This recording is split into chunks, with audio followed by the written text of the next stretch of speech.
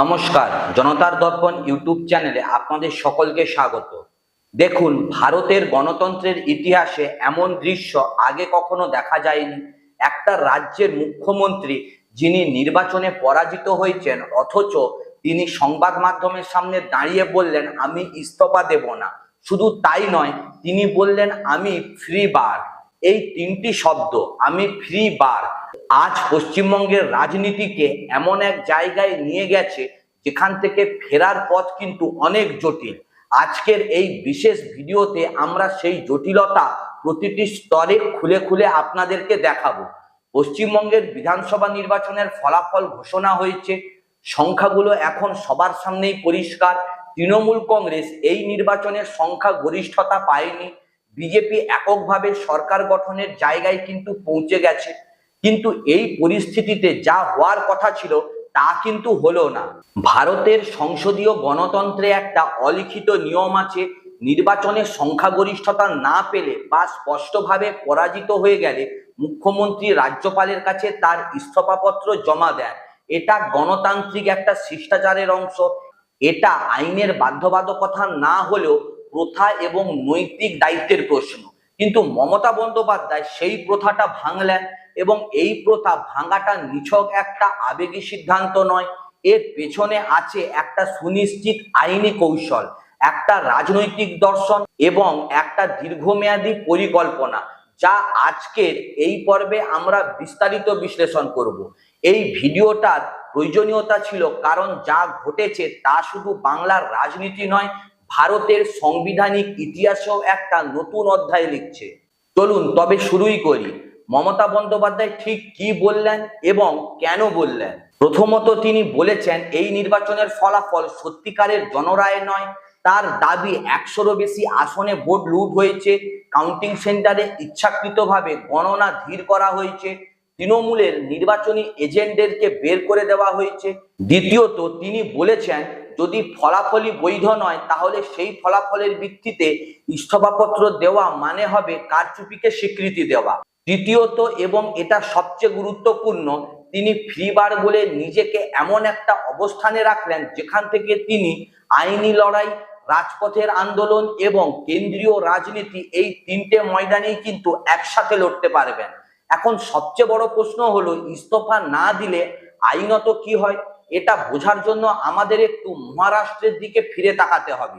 2022 সালে মহারাষ্ট্রের রাজনৈতিক সংকট ঘটে, যেটা ভারতের রাজনৈতিক ইতিহাসে একটা অত্যন্ত ড্রামাটিক মুহূর্ত। সেটা কি আপনাদের মনে আছে? উদ্ধব ঠাকরে তখন মহারাষ্ট্রের মুখ্যমন্ত্রী, একনাথ শিন্ডের নেতৃত্বে একটা বড় দলছুট হলো। ঠাকরে দেখলেন যে পরীক্ষায় জেতার মতো সংখ্যা নেই। এই মুহূর্তে তিনি কি করলেন? নিজেই ইস্তফা দিয়ে দিলেন।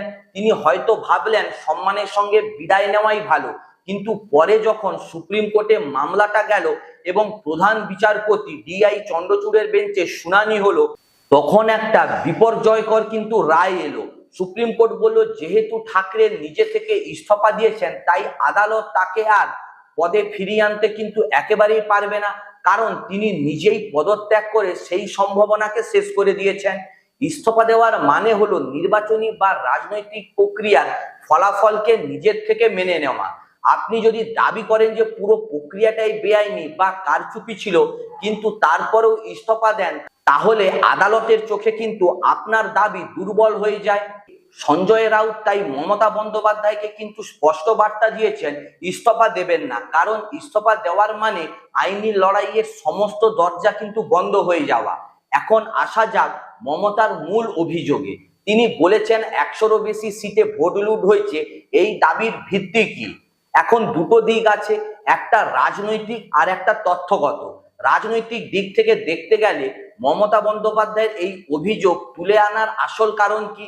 তিনি নির্বাচনের বৈধতাকেই প্রশ্নবিদ্ধ করেছেন, এবং তা করার মাধ্যমে তিনি তার দলের কর্মীদেরকে মনোবল ধরে রাখার চেষ্টা করেছেন। একটা বড় পরাজয়ের পর যখন পুরো দল ভেঙে পড়ার সম্ভাবনা থাকে, তখন একটা শত্রু আছে, লড়াই চলবে, এই বার্তা কিন্তু দলের ভেতরের সংগতি আনে। তথ্যগত দিক থেকে দেখলে মমতার নির্দিষ্ট তিনটি অভিযোগ রয়েছে। প্রথম অভিযোগ হলো কাউন্টিং সেন্টারে স্লো কাউন্টিং, অর্থাৎ ইচ্ছাকৃতভাবে গণনাকে ধীর করা হয়েছে।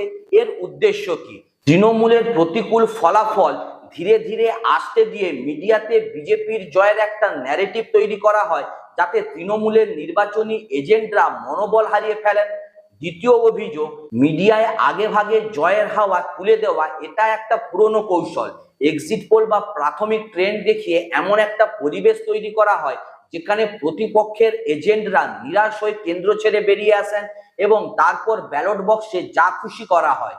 তৃতীয় অভিযোগ, তৃণমূলের নির্বাচনী এজেন্টদেরকে গণনা কেন্দ্র থেকে বের করে দেওয়া।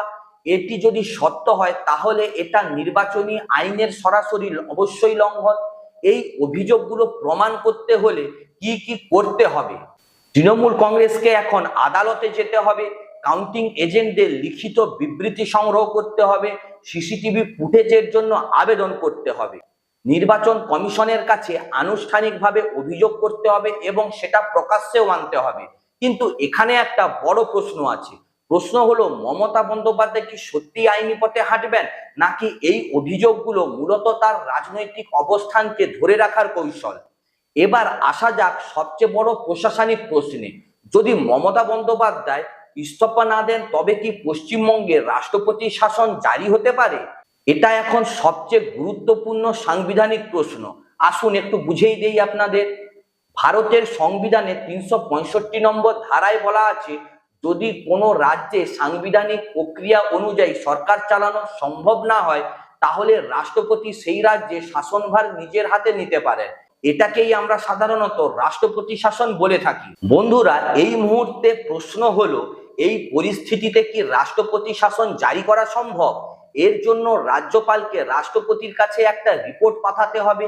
সেই রিপোর্টে বলতে হবে যে রাজ্যের আইন শৃঙ্খলার অবনতি হয়েছে বা সাংবিধানিক প্রক্রিয়া ব্যাহত হচ্ছে। পশ্চিমবঙ্গের রাজ্যপাল তথা RN রবি ইতিমধ্যে কেন্দ্রের সঙ্গে ঘনিষ্ঠভাবে যোগাযোগ রাখছেন বলে খবর। নির্বাচন পরবর্তী হিংসার ঘটনা যদি রিপোর্টে তুলে ধরা হয় তাহলে রাষ্ট্রপতি শাসন জারির পথ কিন্তু অবশ্যই তৈরি হতে পারে। কিন্তু ঐতিহাসিকভাবে তো রাষ্ট্রপতি শাসন অনেক ক্ষেত্রে রাজনৈতিক হাতিয়ার হিসেবেও ব্যবহার করা হয়েছে। এই ক্ষেত্রে কি একই সম্ভাবনা আছে? ভারতের ইতিহাসে রাষ্ট্রপতি শাসনের বহুবার অপব্যবহার হয়েছে। ইন্দিরা গান্ধীর সময় এই ধারা ব্যবহারের রেকর্ড আছে, যেটা পুরো সুপ্রিম কোর্ট বেআইনি বলে ঘোষণা করেছিল। কিন্তু এখানে একটা সূক্ষ্ম পার্থক্য রয়েছে। এই মুহূর্তে পশ্চিমবঙ্গের নির্বাচন পরবর্তী হিংসার ঘটনা ঘটছে বলে বিভিন্ন রিপোর্ট আসছে। যদি সেই পরিস্থিতি উদ্বেগজনক হয় তাহলে রাজ্যপালের রিপোর্ট করার আইনত ভিত্তি কিন্তু অবশ্যই তৈরি হয়। কিন্তু আরো একটা দিক আছে। আগামী 9 মে ব্রিগেড প্যারেড গ্রাউন্ডে নতুন মন্ত্রিসভার শপথ নেওয়ার কথা আছে। প্রধানমন্ত্রী এবং স্বরাষ্ট্রমন্ত্রী সেখানে উপস্থিত থাকতে পারেন বলেও জানা যাচ্ছে। তার আগেই যদি রাষ্ট্রপতি শাসন জারি না হয় তাহলে নতুন সরকার কিন্তু গঠন হয়ে যাবে। অর্থাৎ এই কয়েকটা দিন অত্যন্ত গুরুত্বপূর্ণ। এই পুরো পরিস্থিতিতে রাজ্যপাল RN রবির ভূমিকা ঠিক কতটা গুরুত্বপূর্ণ? RN রবিকে বুঝতে হলে আগে জানতে হবে তিনি কে। RN রবি একজন প্রাক্তন IPS অফিসার। তামিলনাড়ুর রাজ্যপাল থাকাকালীন তিনি রাজ্য সরকারের সঙ্গে একাধিক সংঘাতে কিন্তু জড়িয়েছিলেন। তামিলনাড়ুর মুখ্যমন্ত্রী MK স্ট্যালিনের সঙ্গে তার সম্পর্ক ছিল যথেষ্টই তিক্ত। সেখান থেকে সরিয়ে তাকে পশ্চিমবঙ্গে পাঠানো হয়েছে। পশ্চিমবঙ্গে আসার পর থেকে তার এবং মমতা সরকারের সম্পর্ক শুরু থেকেই কিন্তু উত্তেজনাপূর্ণ। বেশ কয়েকটি বিল আটকে রাখা, রাজ্য সরকারের নীতিতে আপত্তি জানানো, এগুলো সবই রেকর্ড আছে এবং আপনারাও আগেই সংবাদ মাধ্যমের মাধ্যমে শুনেছেন। এখন এই রাজ্যপাল যদি রাষ্ট্রপতির কাছে রিপোর্ট পাঠান যে রাজ্যের আইন শৃঙ্খলা ভেঙে পড়ছে এবং সাংবিধানিক প্রক্রিয়া বাধাগ্রস্ত হচ্ছে, তাহলে কেন্দ্রীয় সরকারের হাতে একটা শক্তিশালী আইনি ভিত্তি তৈরি হবে। তাহলে কি বলা যায় যে রাজ্যপাল এখন কেন্দ্রের হাতের পুতুল হিসেবে কাজ করছেন? এটা বলা হয়তো একটু কঠোর হয়ে যাবে, কিন্তু এটা অস্বীকার করার উপায় নেই যে ভারতীয় রাজনীতিতে রাজ্যপালের পদটি অনেক সময় কিন্তু দলীয় উদ্দেশ্যে ব্যবহার করা হয়ে থাকে। এটা শুধু বিজেপির ক্ষেত্রে নয়, কংগ্রেসের সময়ও বারবার হয়েছে। রাজনীতি এমনটাই। কিন্তু এখানে যেটা লক্ষণীয় সেটা হলো মমতা বন্দ্যোপাধ্যায় এই সম্ভাব্য পদক্ষেপকে সামনে রেখেই তার কৌশল তৈরি করেছেন। তিনি জানেন রাজ্যপাল রিপোর্ট পাঠাতে পারেন, তাই তিনি এখন দ্রুত জনমত তৈরি করার চেষ্টা করছেন। বিরোধী ঐক্য গড়ে তোলার চেষ্টা করছেন এবং আদালতে যাওয়ারও প্রস্তুতি নিচ্ছেন। এই পরিস্থিতিতে বন্ধুরা ইন্ডিয়া অ্যালায়েন্স কিভাবে সাড়া দিচ্ছে, এটাও কিন্তু একটা খুব গুরুত্বপূর্ণ দিক। নির্বাচনের ফলাফলের পরই সমাজবাদী পার্টির নেতা অখিলেশ যাদব কলকাতায় ছুটে এলেন, মমতার সঙ্গে সাক্ষাৎ অবধি করলেন। এই সফরটা কিন্তু একটা নিছক সৌজন্য সাক্ষাৎ নয়, এর একটা স্পষ্ট রাজনৈতিক বার্তা আছে, ইন্ডিয়া জোট মমতার পাশে আছে। এবং বন্ধুরা এই সংকটকে ইন্ডিয়া জোট শুধুমাত্র পশ্চিমবঙ্গের সমস্যা হিসেবে কিন্তু দেখছে না, বরং গোটা বিরোধী শিবিরের জন্য একটা পরীক্ষা হিসাবে দেখছে। কিন্তু বন্ধুরা এখন প্রশ্ন হচ্ছে, গত কয়েক মাস ধরেই মমতার সঙ্গে ইন্ডিয়া জোটের সম্পর্ক কি সবসময় মসৃণ ছিল? একদমই নয়, এটা কিন্তু সবাই জানেন।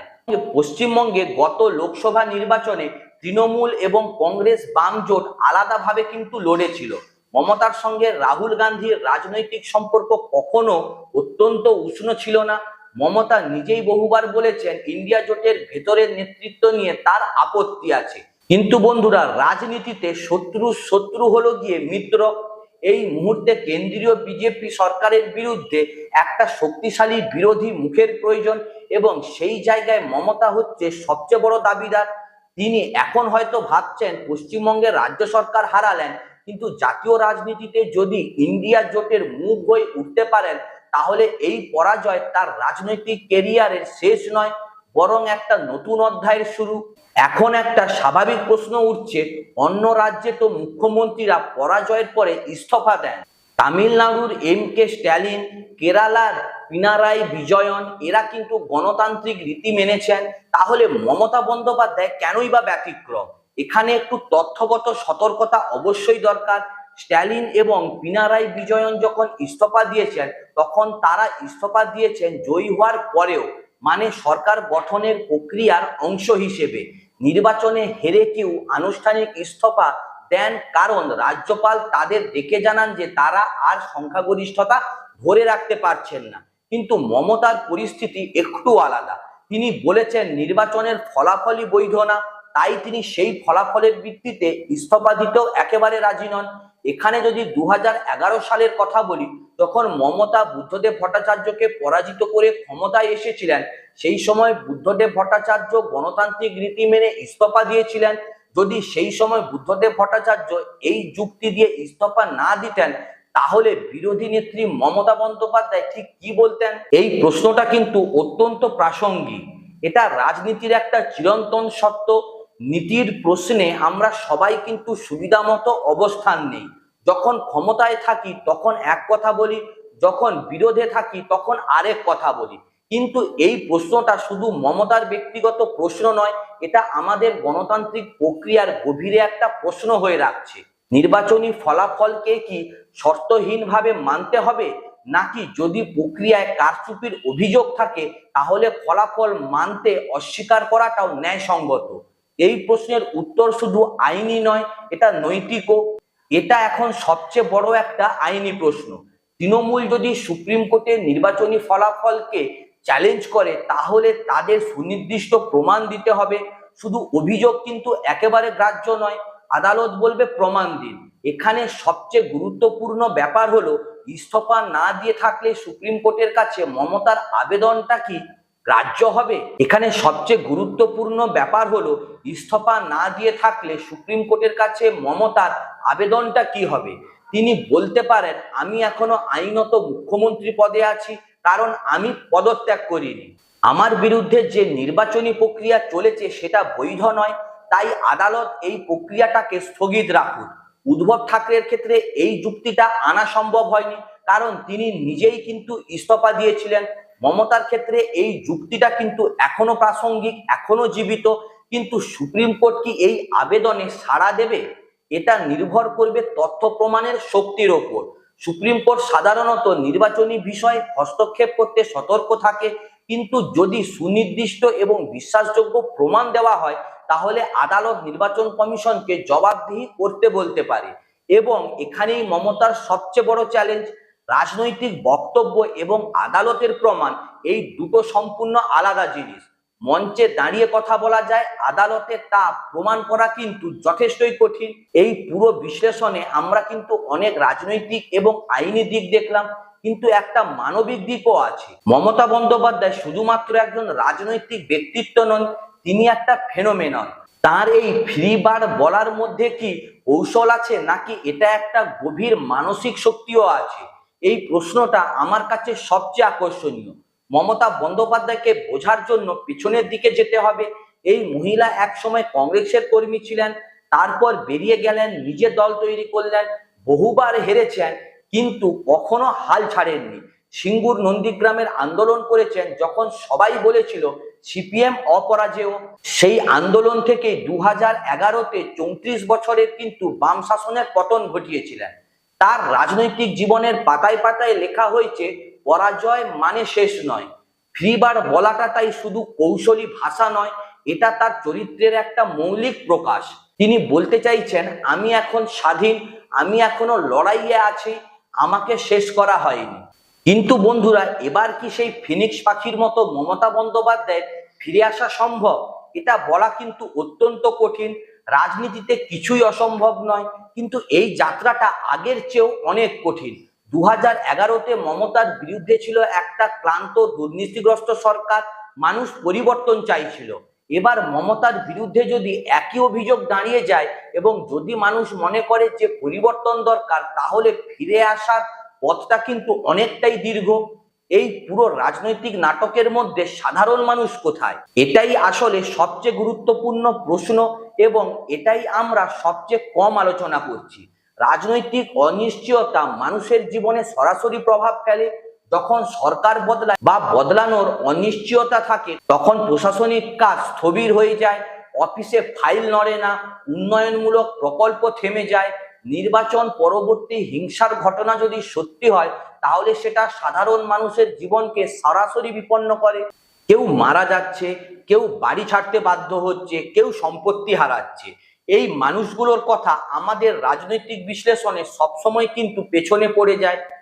রাজনীতির গেমের মধ্যে মানুষটা হারিয়ে যায়, এবং এটাই কিন্তু ভোটার হওয়ার মতো একটা অনুষ্ঠানের দায়িত্ব। শুধু নেতাদের কৌশলে কিন্তু বিশ্লেষণ নয়, মাটি মানুষের গল্পটাও বলা দরকার। এখন চলুন ভবিষ্যতের দিকে একটু তাকাই। আগামী কয়েক সপ্তাহে কি কি ঘটতে পারে? তিনটি সম্ভাবনা পরিস্থিতি আমি দেখছি। পরিস্থিতি 1, স্বাভাবিক ক্ষমতা হস্তান্তর। 9 মে বিজেপির নতুন মন্ত্রিসভা শপথ নেবে, রাজ্যপাল তাদের আমন্ত্রণ জানাবেন। মমতা ইস্তফা না দিলেও আইনি পথে তার পদের মেয়াদ কিন্তু তার আগেই শেষ। সংবিধান অনুযায়ী বিধানসভার মেয়াদ শেষ হওয়ার পর আর থাকে না। এই পরিস্থিতিতে মমতা বিরোধী দলনেত্রী হিসেবে আবির্ভূত হন এবং পরবর্তী নির্বাচনের দিকে প্রস্তুতি শুরু করেন। রাজ্যপাল রিপোর্ট পাঠান, রাষ্ট্রপতি শাসন জারি হয়, কিন্তু সেই পথে প্রচুর রাজনৈতিক ঝুঁকি আছে কেন্দ্রের জন্য। কারণ রাষ্ট্রপতি শাসন জারি মানে ইন্ডিয়া জোটের হাতে কেন্দ্রের বিরুদ্ধে একটা অস্ত্র তুলে দেওয়া। সারা দেশে গণতন্ত্রের হত্যা বলে আন্দোলন শুরু হবে। এর পরে যে পরিস্থিতিটা তৈরি হতে পারে, আইনি প্রক্রিয়া দীর্ঘায়িত। তৃণমূল যদি সুপ্রিম কোর্টে যায়, আদালত নির্বাচন কমিশনকে জবাব দিতে বলে, তাহলে পুরো প্রক্রিয়া কয়েক সপ্তাহ ধরে চলতে পারে, এবং এর মধ্যে কিন্তু প্রশাসনিক অচলা ব্যবস্থা তৈরি হয়। এই তিনটি পরিস্থিতির মধ্যে কোনটা বাস্তবে ঘটবে, সেটা নির্ভর করছে আগামী 48 থেকে 72 ঘন্টার উপর। বন্ধুরা, সবশেষে কিন্তু একটাই সব থেকে বড় প্রশ্ন আছে, মমতার পর তৃণমূল কংগ্রেসের ভবিষ্যৎ কি? যদি মমতা বন্দ্যোপাধ্যায় রাজনৈতিকভাবে দুর্বল হয়ে যান, তাহলে দলের ভবিষ্যৎও কিন্তু প্রশ্নবিদ্ধ। তবে এটাও সত্যি যে তৃণমূলের অনেক পুরনো কর্মী এবং নেতা যারা আছেন, তারাও কিন্তু দলকে টিকিয়ে রাখার চেষ্টা করবেন। আমরা এতক্ষণ অনেক তথ্য, আইন, কৌশল নিয়ে নানা কথা বললাম, কিন্তু শেষে একটা বড় প্রশ্ন রেখে যেতে চাই। এই পুরো পরিস্থিতি কি ভারতীয় গণতন্ত্রের জন্য একটা সংকট, নাকি একটা বড় পরীক্ষা? এটা আমি বলবো কিন্তু দুটোই। সংকট এই অর্থে যে যখন একটা নির্বাচনের ফলাফল নিয়ে এতটা প্রশ্ন ওঠে, তখন ক্ষমতাসীন দল এবং বিরোধী দল উভয়ে কিন্তু একে অপরের বিরুদ্ধে কারচুপি অভিযোগ করে। তখন নির্বাচনী প্রক্রিয়ার প্রতি মানুষের বিশ্বাস কমে যায়, এবং গণতন্ত্রের সব থেকে বড় শক্তি হলো মানুষের বিশ্বাস। পরীক্ষা এই অর্থে যে আমাদের সংবিধান, আমাদের আদালত, আমাদের নির্বাচন কমিশন, এই সংস্থাগুলো এই মুহূর্তে পরীক্ষায় আছে। তারা কি স্বাধীনভাবে নিরপেক্ষভাবে তাদের দায়িত্ব পালন করতে পারবে? যদি পারে তাহলে গণতন্ত্র টিকবে, যদি না পারে তাহলে সংকট থেকে বের হতে অনেক দশক লেগে যেতে পারে। আজকের পুরো আলোচনা থেকে আমরা ঠিক কোন জায়গায় এলাম? একটা কথা স্পষ্ট যে মমতা বন্দ্যোপাধ্যায়ের ইস্তফা না দেওয়ার সিদ্ধান্ত নিছক আবেগের পরিচয় নয়, এর পেছনে আছে মহারাষ্ট্রের উদ্ধব ঠাকরে থেকে নেওয়া আইনি শিক্ষা, আছে ভোট কারচুপির অভিযোগে আইনি লড়াইয়ের উপর ভিত্তি করে পরিকল্পনা, আছে ইন্ডিয়া জোটের ছাদের নিচে জাতীয় রাজনীতিতে আবার প্রাসঙ্গিক থাকার কৌশল। আজকের ভিডিওটা এখানেই শেষ। ভিডিওটা যদি ভালো লাগে তবে লাইক, কমেন্ট, শেয়ার করুন। চ্যানেলটাকে অবশ্যই সাবস্ক্রাইব করুন। দেখা হচ্ছে পরের ভিডিওতে। নমস্কার।